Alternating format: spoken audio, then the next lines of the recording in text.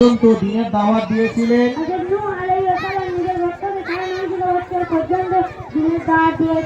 হযরত মূসা আলাইহিস সালাম কে ছিলেন?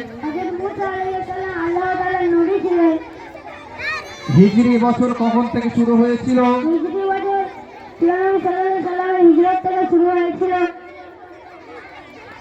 মক্কা মুকাররমা কবে বিজয় হয়েছিল? মক্কা মুকাররমা 8 হিজরিতে বিজয় হয়েছিল। ওকে দাও।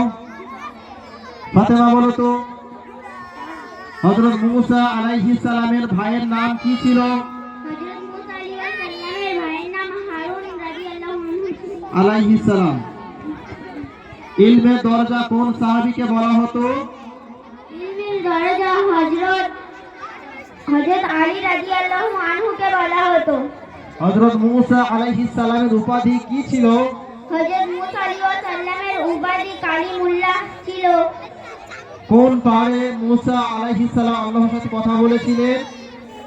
হযরত মূসা আলাইহিস সালাম আল্লাহর সাথে তুর পাহাড়ে কথা বলেছিল। মাশাআল্লাহ। তাজিলকে দাও।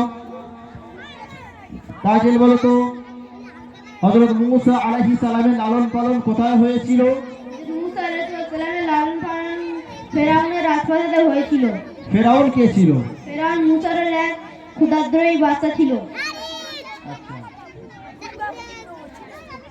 মুসলমানদের মধ্যে সর্বপ্রথম শাহাদাত কার হয়েছিল?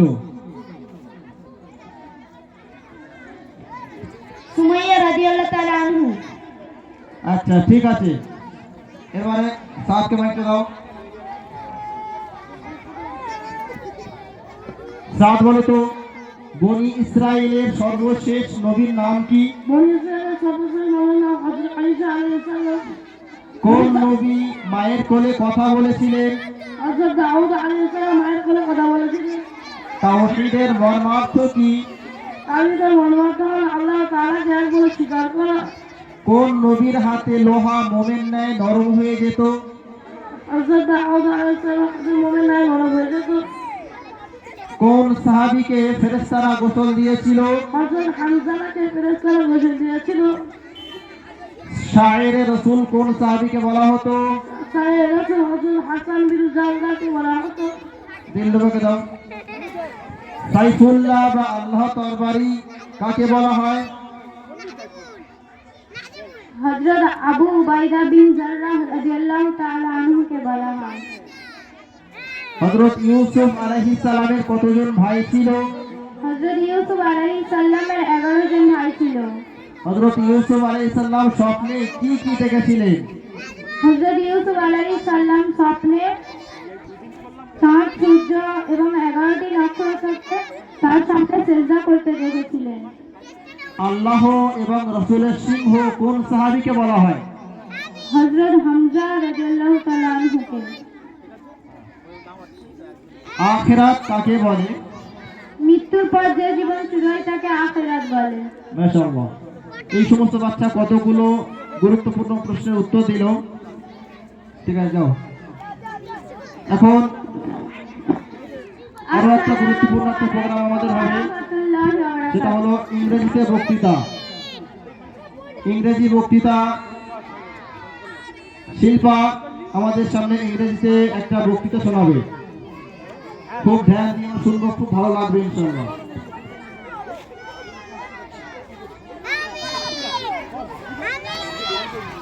শিল্পা আছে এখানে?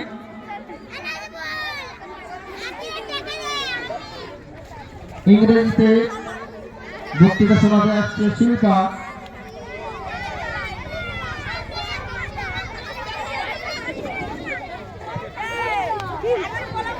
এরপরে উর্দু থেকে বাংলা একজন উর্দু থেকে বক্তৃতা দেবে এবং তার পাশে আরো একজন বাংলায় তার তর্জমা অর্থাৎ বঙ্গানুবাদ করবে।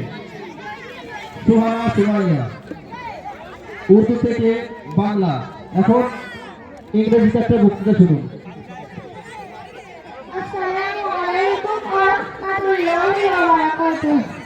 নাহমাদুহু ওয়া নুসাল্লি আলা রাসূলিল কারীম, আম্মা বা'দ। Salam is the second of 5 pillars of Islam. Prophet Muhammad sallallahu alaihi wasallam said,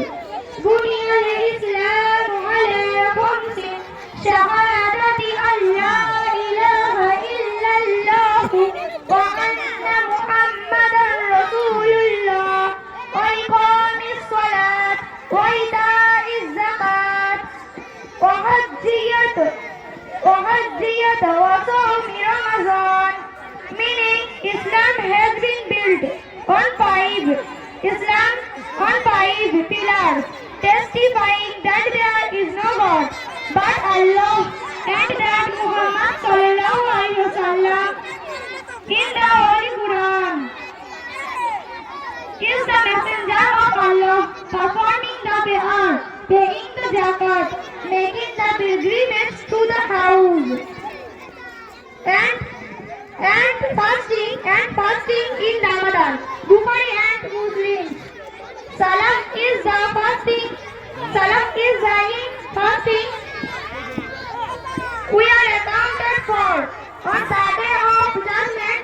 Narrated from Hazrat Abu Hurairah radhiyallahu anhu, Prophet Muhammad sallallahu alaihi wasallam said, "Inna awwala ma yuhasabu bihi al-'abdu yawma al-qiyamati min 'amalihi salatuhu."